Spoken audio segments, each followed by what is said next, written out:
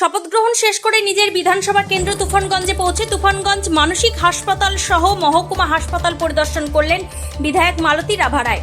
দুই হাসপাতালের সুপারের সঙ্গে হাসপাতালে গুরুত্বপূর্ণ বিষয় নিয়ে বৈঠক করেন বিধায়ক। সঙ্গে ছিলেন মহকুমা শাসক শান্তনু কর্মকার, মহকুমা পুলিশ আধিকারিক কান্নে ধারা, মনোজ কুমার সহ অন্যান্যরা। উল্লেখ্য, বিধায়ক হিসেবে শপথ গ্রহণের পরে জনসাধারণের উন্নয়নে নিজের বিধানসভা কেন্দ্রে নেমে পড়েন বিধায়ক মালতী রাভা রায়।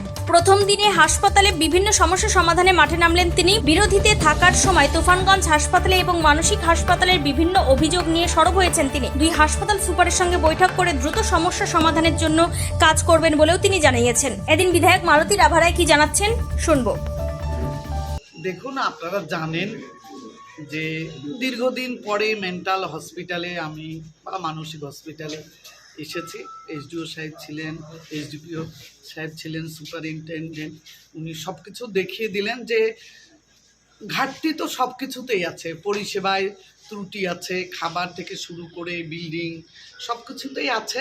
নতুন সরকার এসেছে, পুরনো সরকার কি করেছে সেটা আপনারা দেখতে পেয়েছেন।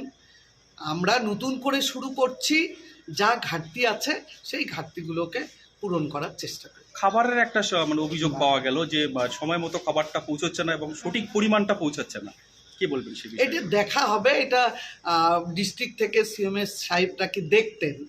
আমি সুপারিনটেন্ডেন্টের কাছে সেই তথ্যগুলো চেয়ে নিলাম, ওনার সঙ্গে আমি দেখা করে এই বিষয়ে সিকিউরিটি থেকে সম্পূর্ণ এখন দেখা হবে। নতুন সরকার এসেছে, নতুনভাবেই সব কিছু চলবে, স্বচ্ছতার সঙ্গে সব কিছু চলবে।